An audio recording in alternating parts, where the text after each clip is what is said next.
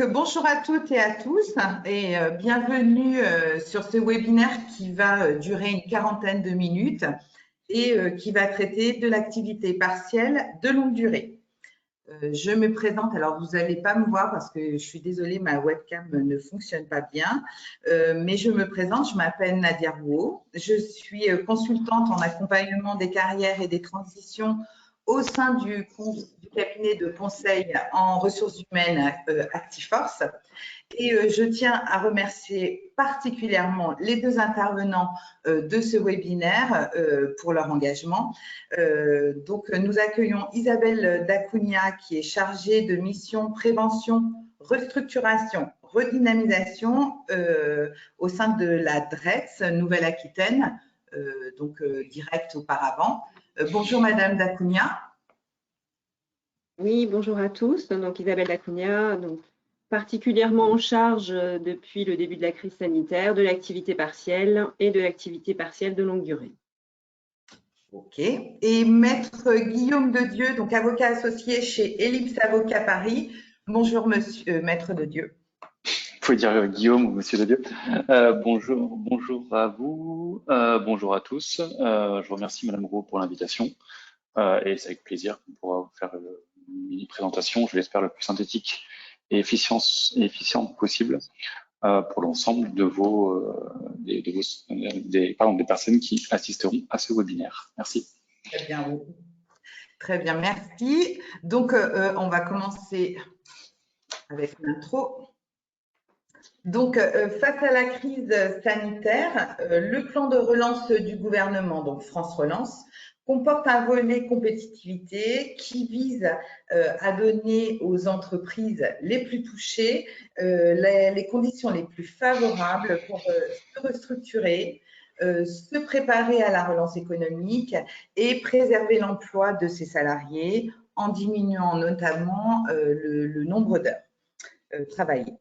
Et donc, les entreprises peuvent avoir recours à l'activité partielle de longue durée qui va servir de levier de relance de l'activité économique et qui est une alternative au licenciement pour motif économique en préservant au maximum les compétences en interne. Donc, un an après sa mise en œuvre, quel bilan peut-on tirer et quel avenir peut être envisagé avec ce dispositif? Et je laisse maintenant la parole à Maître Dedieu, donc à Guillaume. Oui, merci. Alors, très rapidement sur les objectifs et conditions, même si vous avez commencé à le préciser. Et après, on vous donnera peut-être quelques retours d'expérience. Alors, je pense que Madame Dacugna pourra parfaire également ce retour. En termes d'objectifs et de conditions, le contexte est assez intéressant parce qu'on est le 1er juin. Et c'est vrai que les mois se suivent, j'ai tendance à dire que les mois se suivent et ne se ressemblent pas. Malheureusement, c'est un peu tous les aléas et entre guillemets la nécessité de s'adapter à l'épidémie. Mais quand la PLD effectivement est sortie l'année dernière, il y avait deux volontés, hein, bien sûr préserver les emplois, favoriser la reprise, mais également mettre aussi un terme à l'activité partielle. Et on sait ce qu'il est advenu, notamment à partir de l'automne 2020 et ce printemps 2021, avec un retour entre guillemets de la crise sanitaire, notamment pour certains secteurs qui ont dû fermer. Je pense notamment au HCR, salles de sport et les commerces également en dernier lieu, enfin certains commerces en tout cas en dernier lieu. Et là, on est au 1er juin, et c'est là que c'est intéressant, c'est qu'en début d'année, on disait que la PLD, c'était uniquement pour l'industrie, ceux qui arrivaient à planifier. De l'autre côté, il y avait l'activité partielle, on va dire ce qu'on qualifie un peu de droit commun qui continuait d'exister, pour lesquels effectivement la baisse des remboursements a été au fur et à mesure ralentie. Là, au 1er juin, enfin reportée, pardon, pas ralentie. Là, au 1er juin, la donne est un peu plus claire, l'épidémie décroît.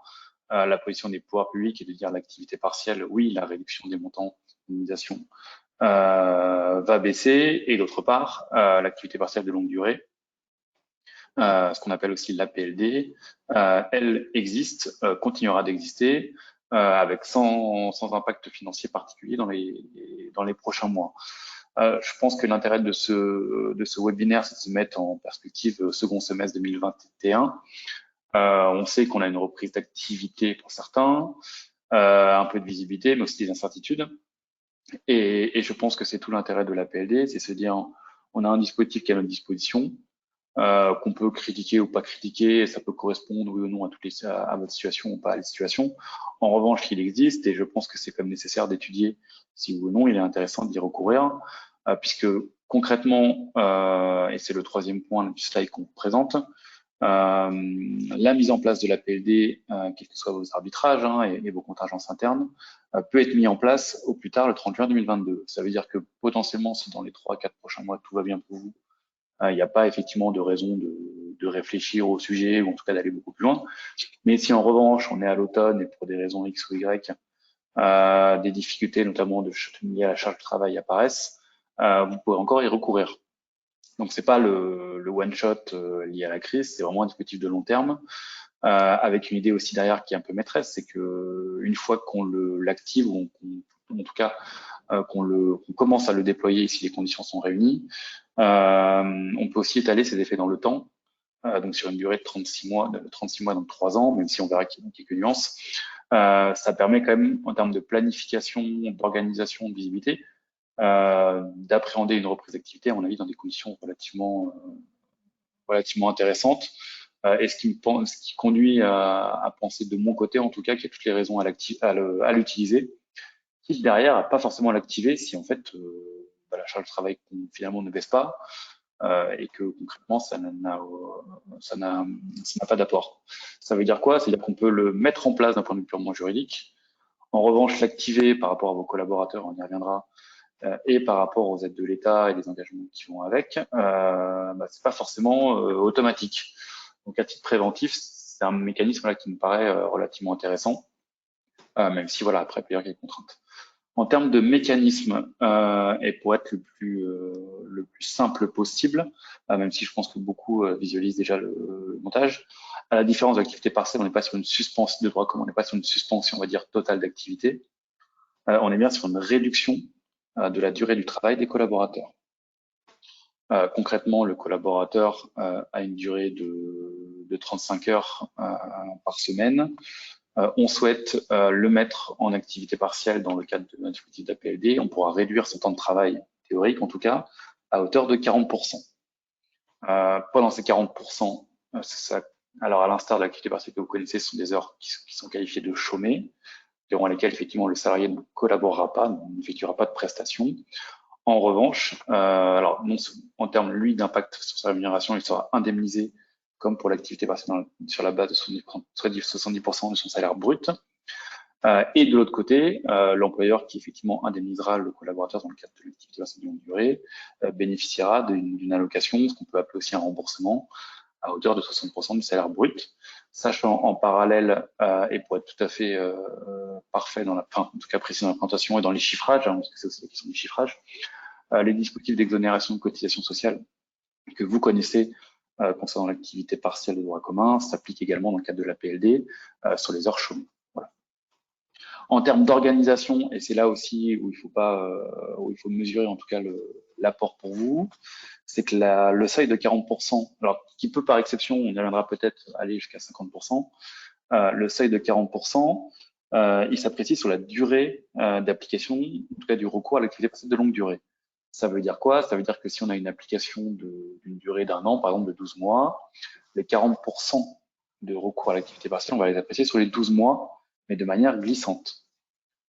Voilà, glissante ou lissée. Ça veut dire quoi? Ça veut dire, pour aller jusqu'au plus loin, il peut y avoir des périodes de non-activité qui seraient compensées par des périodes d'activité totale, à 100%, dès lors qu'à la fin, il apparaît bien que le seuil de 40% n'a pas été dépassé. Donc ça demande effectivement après des efforts, une organisation, une planification. Néanmoins, voilà, cette option-là est clairement sur la table. C'est pas interdit et ça peut être judicieux quand effectivement on a aussi des activités qui sont un peu saisonnières, où on arrive à planifier qu'effectivement, par exemple, en fin d'année, il y a un peu moins d'activité, etc., etc. En tout cas, tout ça, c'est possible. Sur la slide suivante. En synthèse et pour démystifier, c'est un peu mon souhait, hein, c'est de démystifier toutes les idées reçues, les peurs, les craintes liées à la PLD. C'est pas un mécanisme si complexe que ça si on arrive à s'organiser. Et en termes de contrepartie à l'aide d'État, il y a effectivement, les contreparties sont justifiées hein, par le fait qu'effectivement l'État vous rembourse en tout cas les indemnités liées aux périodes chômées. Et après, les contreparties sont de deux ordres. Des engagements en matière d'emploi, notamment pour les salariés qui ont été placés en APLD.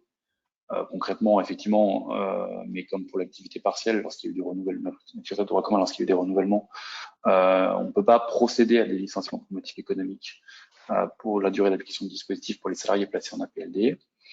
Et également, il y a également des engagements en matière de formation, puisque ce qui est écrit dans le slide, effectivement, les périodes chômées, et là, vous êtes fortement incité là-dessus à le mettre en place, doivent être mis à profit pour conduire des actions de formation.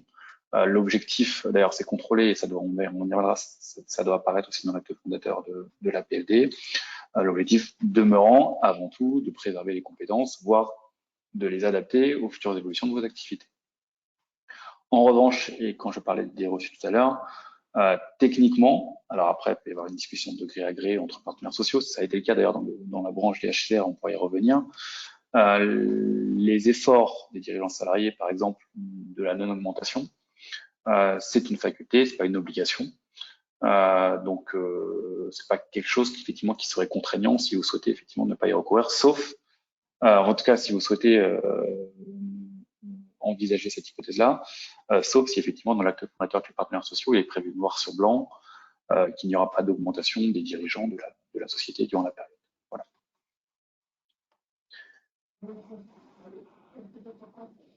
Sur la mise en place de la PLD, pour être le plus synthétique possible, aujourd'hui, une société doit se poser deux questions par rapport à sa configuration. Est-ce qu'elle relève d'un accord de branche étendu? Et je dis bien étendu, hein, parce que par exemple, je vois cet exemple-là, le secteur hôtel, café, restaurant a conclu un accord de branche majoritaire la semaine dernière. Il n'a pas encore été étendu, d'où le fait qu'on ne peut pas immédiatement s'en prévaloir.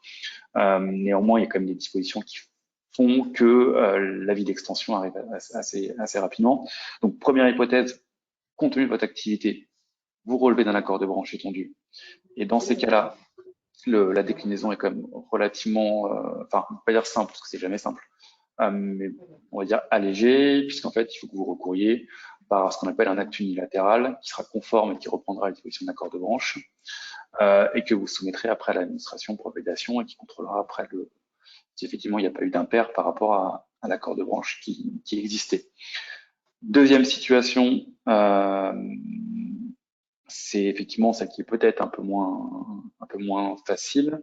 Ce sont les structures ou les sociétés qui ne relèvent pas d'une branche pour lesquelles il est prévu la PLD.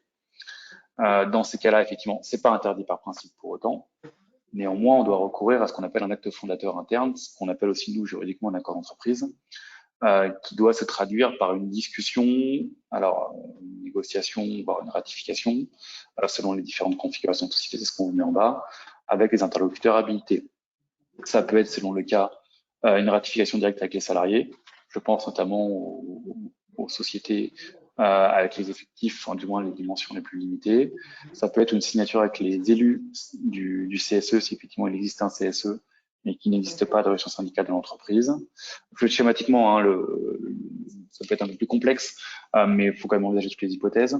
Et ensuite, bien sûr, si vous avez des syndicats importants dans votre société avec lesquels vous négociez habituellement, c'est aussi un sujet enfin, la PLD doit passer par un accord d'entreprise et donc négocier avec la majorité des AS représentatifs dans votre société. Voilà.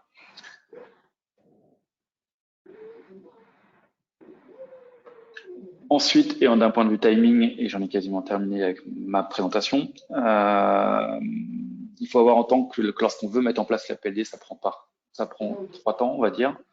Premier temps, effectivement, est-ce qu'il existe la mise en place de l'acte fondateur? L'acte fondateur, ça peut être la décision unilatérale si un accord de branche ou votre accord d'entreprise. À l'instar de l'activité partielle de droit commun, il y a un contrôle de la part de l'administration. Je pense que Mme Dacunia pourra bien sûr évoquer le sujet. Contrôle et validation, bien sûr, par l'administration. pour s'assurer qu'effectivement le dispositif mis en place est en conformité par rapport aux exigences applicables. Et ensuite, troisième temps, et ça rebondit avec mes propos liminaires, se pose la question du déploiement et de l'activation. Concrètement, on peut être prêt à recourir à l'activité partielle, on peut avoir toutes les caractéristiques pour présenter l'activité partielle à l'instant T et finalement ne jamais le déployer, puisque pour des raisons notamment d'activité, il s'avère qu'il n'y a pas de raison d'avoir des heures chômées de la part de vos collaborateurs. Il n'y a pas de nécessité de le déployer dans les premiers jours, hein. Ça peut être bien sûr sur du long terme, ce qui permet aussi de pouvoir s'organiser, d'anticiper là-dessus, c'est quand même l'objectif, les périodes de hausse d'activité ou de sous-charge et de pouvoir correspondre aux besoins, je pense, de chaque société. Voilà. En termes de freins, et là c'est le début du retour d'expérience, il y avait quand même cette idée selon laquelle l'activité partielle c'est plus facile lorsqu'on est ultra structuré, notamment pour le secteur industriel, et on arrive à savoir donc sur les prochains mois, voire les prochaines années, le carnet de commandes. Et on sait que pour certaines activités, on a un peu moins de visibilité, même si il y a certains outils, on peut quand même avoir quelques indicateurs. Je fais partie de ceux qui pensent que dans tous les cas, mieux vaut l'avoir sous la main que ne pas l'avoir du tout. Et que effectivement, en termes de planification, on arrive quand même à appréhender ce qu'on peut appeler des sous-charges.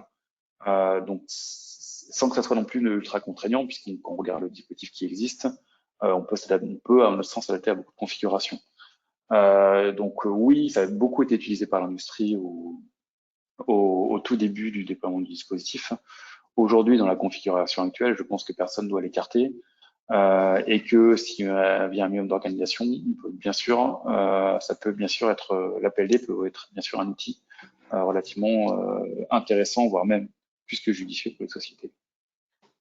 Le deuxième frein, c'était le non-cumul activité partielle de droit commun et APLD. Alors, vous êtes allé un peu vite, pardon. Là-dessus, c'était un débat qu'on avait notamment en début d'année avec les périodes de fermeture de sociétés notamment. On ne savait pas effectivement jusqu'où pouvait aller la crise, on ne savait pas non plus jusqu'où l'État allait maintenir ses indemnisations. Aujourd'hui, ça me paraît un peu plus clair les règles par rapport au calendrier qui a été défini. Donc techniquement, effectivement, on peut dire activité partielle tant que c'est plus favorable, de droit commun. Après, avoir, encore une fois, je rebondis, sous la main la PLD pour les secteurs qui sont concernés, enfin pour ceux qui ont l'outil, qui ont mis en place l'outil, je pense qu'il faut faire en bonne intelligence. Ça se passe plutôt très bien avec les administrations, dès lors qu'effectivement c'est transparent, et ça ne doit pas non plus être un frein au recours à la PLD. Le troisième frein qu'on a vu, c'est le recours obligatoire à la négociation collective. Alors, je suis partie de ceux qui pensent qu'il y a quand même de plus en plus de branches et les négociations sont toujours en cours pour certaines qui y recourent, ce qui veut dire que derrière, pour ceux qui n'ont pas la culture de la négociation collective, en tout cas dans l'entreprise, quelles que soient les raisons, il y a quand même cette faculté de déploiement unilatéral qui est aujourd'hui facilitée. Je reprends l'exemple HCR, hein, il y a eu un blocage des négociations en novembre. Ils les ont repris en mai quand ils ont compris qu'effectivement, il fallait envisager une reprise d'activité avec quelques incertitudes. Et finalement, l'accord de branche s'est débloqué sans être dans le secret des négociations. Donc voilà, il y a quand même ce déploiement-là au fur et à mesure, cette ouverture. Donc je pense qu'il ne faut pas la négliger. Et après, concernant la négociation collective d'entreprise, je fais partie de ceux qui pensent que c'est un sujet assez froid. C'est pas les sujets les plus sensibles. Les collaborateurs comprennent également. Voilà, on n'est pas sur des sujets de restructuration dure. Donc, faut culturellement ne pas mettre, faut pas avoir, alors plus facile à dire qu'à faire, hein, mais avoir en tête qu'effectivement dans les discussions, que ce soit avec des salariés directement ou avec les partenaires sociaux, c'est un sujet sur lequel, par retour d'expérience, on a quand même des consensus qui se forment. Voilà. Et les engagements pour l'avenir, j'ai déjà abordé. Bien sûr, il y a la question du licenciement éco. Et là, dans les arbitrages, effectivement, c'est un paramètre à prendre en compte. En revanche, voilà, ça a du sens quand même de les prendre en compte. Et d'autre part, le frein lié à la question du traitement des dirigeants est globalement levé. Donc, considérer que c'est aussi ce qui doit venir bloquer le recours à la PLD, ça me paraît pas forcément très judicieux. Voilà. On vous a mis quelques stats et je vous inviterai à les parcourir après. Nous, ce qu'on a constaté, en tout cas, c'est des études internes à notre cabinet pour voir effectivement dans quelle mesure comment se déploie la PLD, notamment lorsqu'il n'y avait pas de branche. Il faut voir que c'est assez hétérogène, de 30-40% entre ceux qui négocient avec des OS, ceux qui passent via leur CSE et ceux qui passent via une ratification à la majorité de tiers avec les collaborateurs. Les engagements en matière d'emploi dans tous les accords, effectivement, on est sur les engagements, concrètement, on parle de non-licenciement éco, qui en tout cas correspondent à la durée de l'accord APLD, alors même qu'on pourrait très bien prévoir d'aller au-delà. C'est parfois une exigence aussi des interlocuteurs syndicaux. Et les engagements en matière de formation, effectivement, on en voit très peu dans les accords APLD. Je ne sais pas si c'est bien ou pas bien. On sait qu'il y a le FNE derrière, qui peut permettre aussi de financer certaines actions. Donc on l'a peu vu, ce qui veut dire concrètement pour une entreprise que c'est un peu moins contraignant.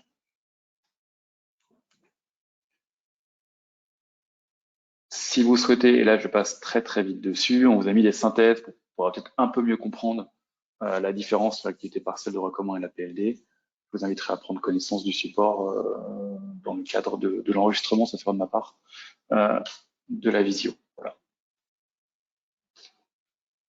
Et j'en ai terminé pour ma partie. Merci Guillaume de cette présentation assez concise et claire, même très claire.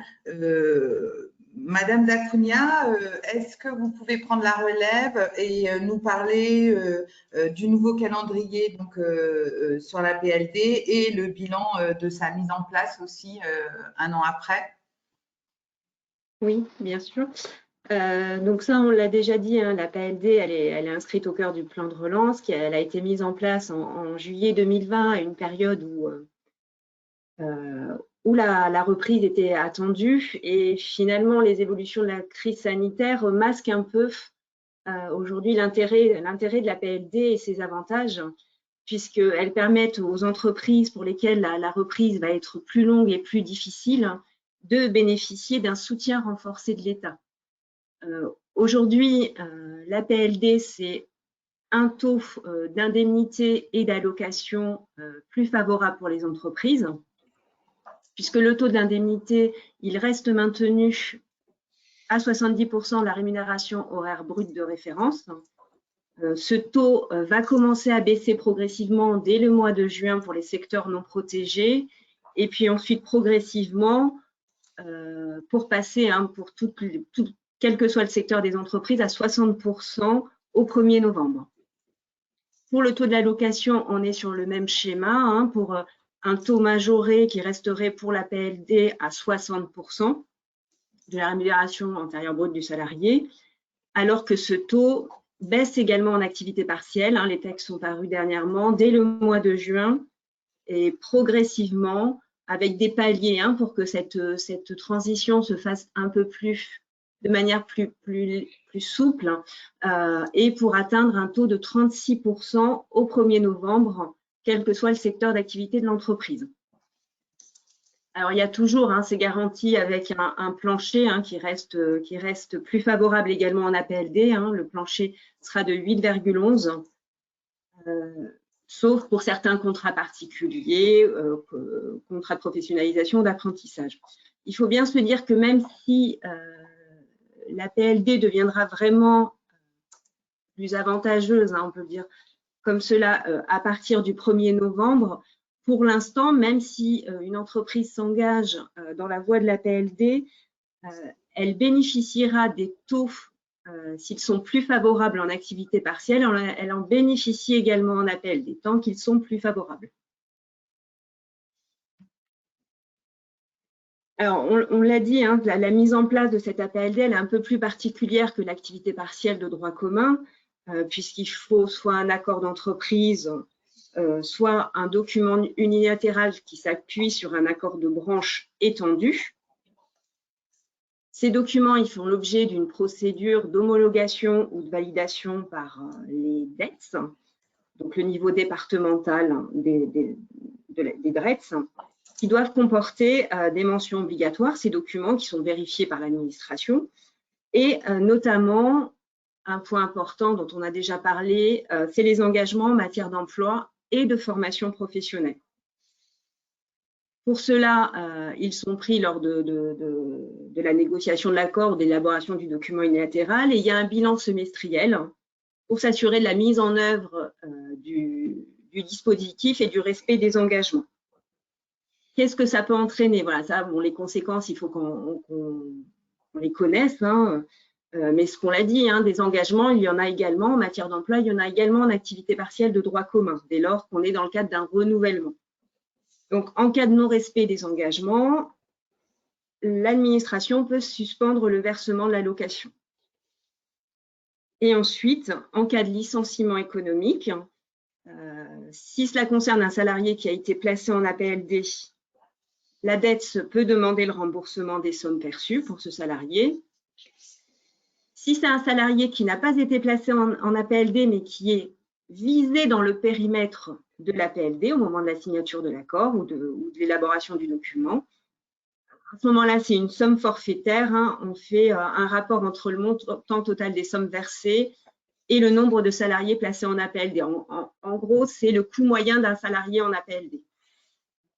Bien sûr, voilà, ça c'est des mesures qui peuvent être mises en œuvre par l'administration.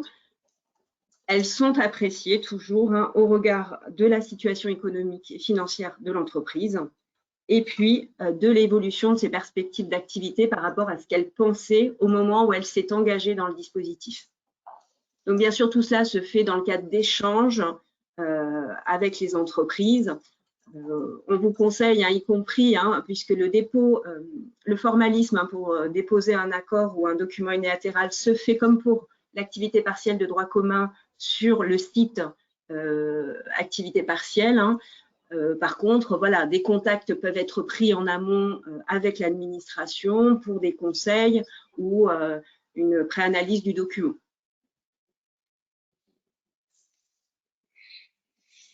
On l'a déjà dit, hein, un des points importants également, c'est de profiter de ces périodes de sous-activité pour que les salariés puissent concrétiser des projets de formation, pour que les entreprises puissent maintenir l'employabilité de leurs salariés, leurs compétences. Donc, on va permettre pendant ces périodes de sécuriser les parcours professionnels, de favoriser des mobilités internes ou externes, d'aider les salariés à parfois concrétiser des projets de repositionnement professionnel qui existaient mais pour lesquels n'avaient pas pris les mesures nécessaires. Les salariés, ça leur permet aussi pendant ces périodes de faire un diagnostic de compétences, de développer de nouvelles compétences et de renforcer leur employabilité et éventuellement d'engager un processus de reconversion professionnelle. Ça, c'est important de le travailler en amont, peut-être en lien avec les OPCO, hein, pour définir peut-être déjà en partie dès le démarrage du dispositif, les formations qui pourraient être mobilisées pendant ces périodes d'APLD qui peuvent être relativement longues et permettre de faire des formations plus longues et certifiantes.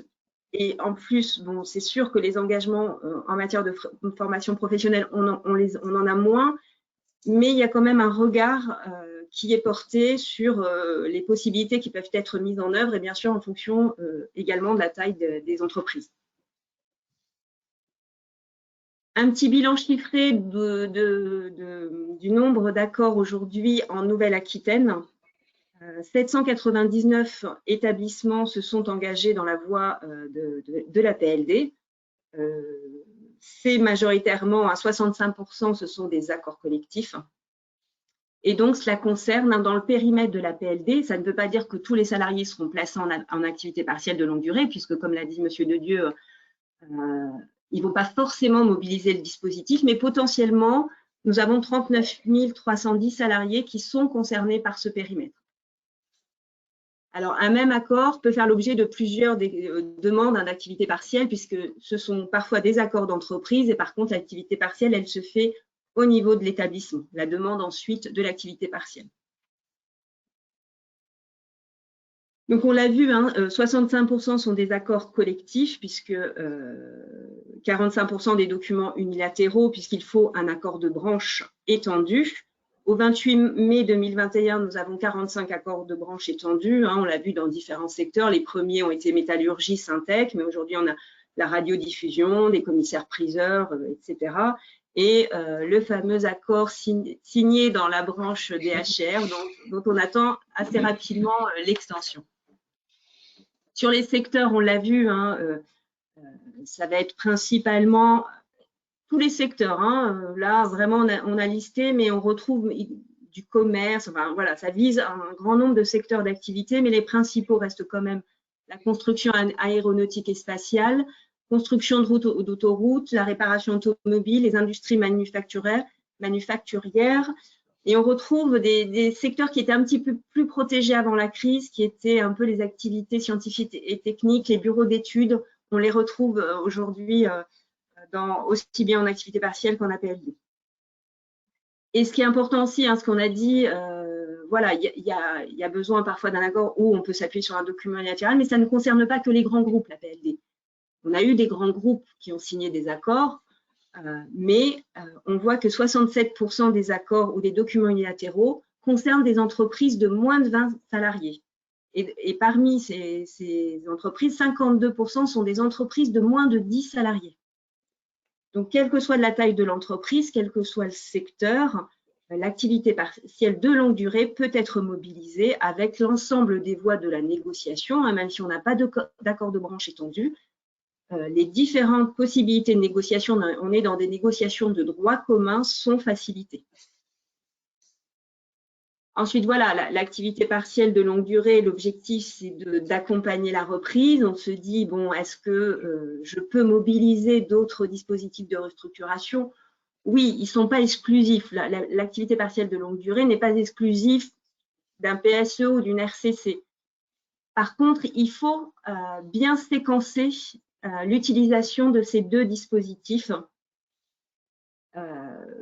Dès lors que on utilise de manière concomitante, il faut arriver à définir des périmètres qui seraient distincts. Alors, bien évidemment, la tâche n'est pas toujours aisée, mais si on le fait de manière concomitante, on va essayer de réfléchir à isoler les différents périmètres des deux dispositifs.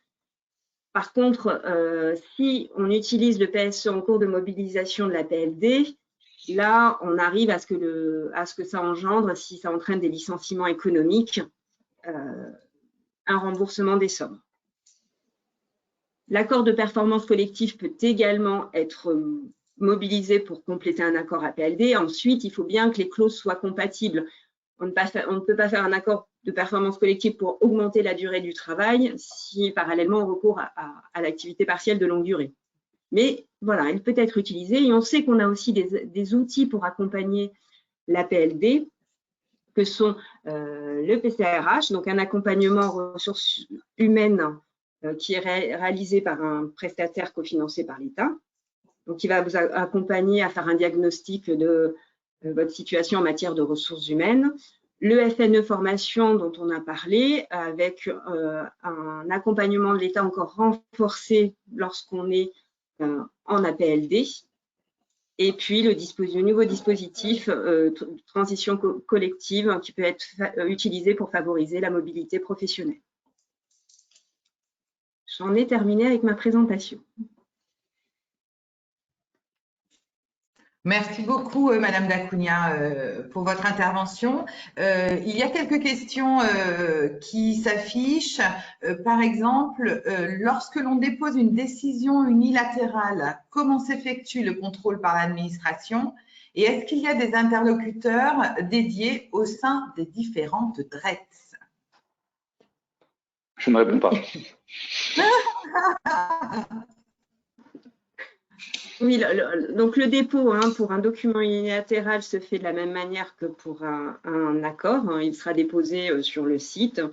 Le contrôle portera à la fois, bon, bien sûr, sur la forme et sur le fond, vérifier que le document est bien conforme à l'accord de branche, contient l'ensemble des dispositions.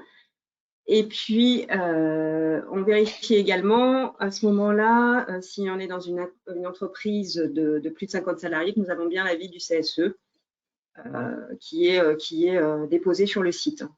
Les interlocuteurs, il y a généralement au sein des DETS, puisque le contrôle se fait au niveau des départements, un agent qui est affecté spécialement pour la PLD. Donc à la fois pour prendre la décision, hein, puisque ça donne lieu à une décision formelle, une décision administrative, hein, qui peut faire l'objet de voies de recours, et qui est ensuite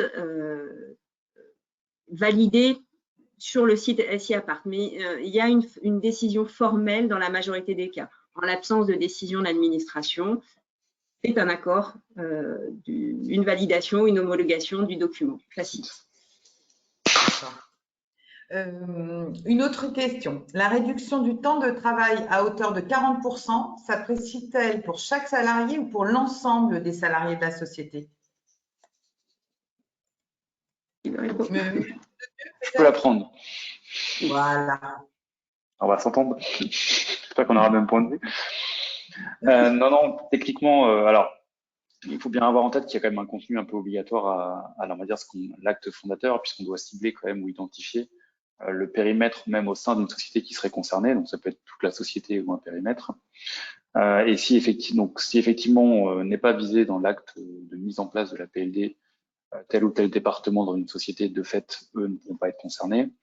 Ensuite, et pour ceux qui sont concernés, la logique, c'est 40% pour chaque salarié, donc pas forcément pour l'ensemble des salariés de la société, qui permet effectivement d'individualiser et d'optimiser, mais en tout cas d'ajuster au maximum le dispositif pour que cette prise en compte, on va dire, de la sous-charge de travail puisse être le moins dur possible pour la société. Voilà. Ok. Du coup, je pense qu'elle est aussi pour vous, cette question. Les salariés peuvent-ils s'opposer à leur placement en activité partielle au titre d'un accord APLD? Est-ce qu'ils sont en droit de refuser? Non, alors, ils sont en droit. Non, techniquement, il y a la technique, il y a la pratique. Techniquement et juridiquement, c'est un peu comme pour l'activité partielle de droit commun.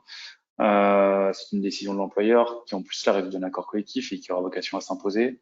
Donc ils n'ont pas de raison, on va dire, extrêmement juridique pour s'y opposer.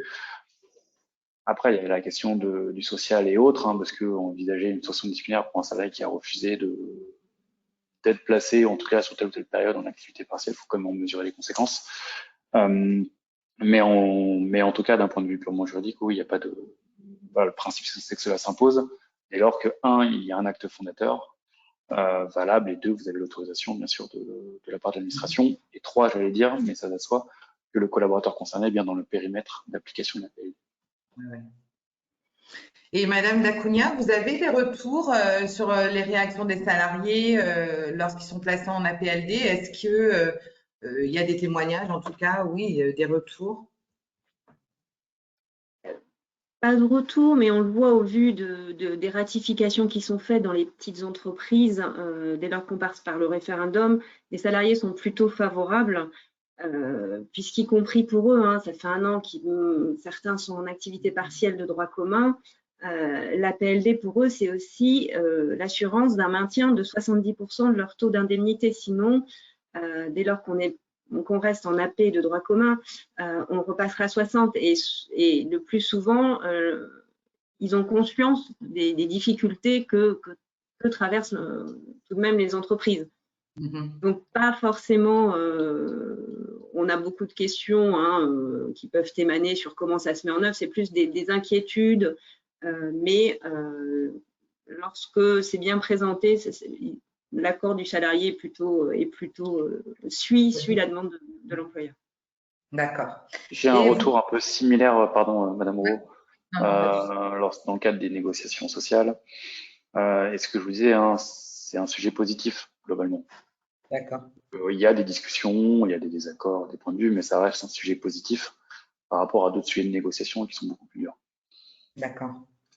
Et vous pensez qu'il va y avoir, et qu'il peut y avoir, hein, puisqu'on parle de l'avenir de la PLD, mais est-ce que vous pensez qu'il peut y avoir un afflux d'accords justement qui peut survenir dans les mois prochains?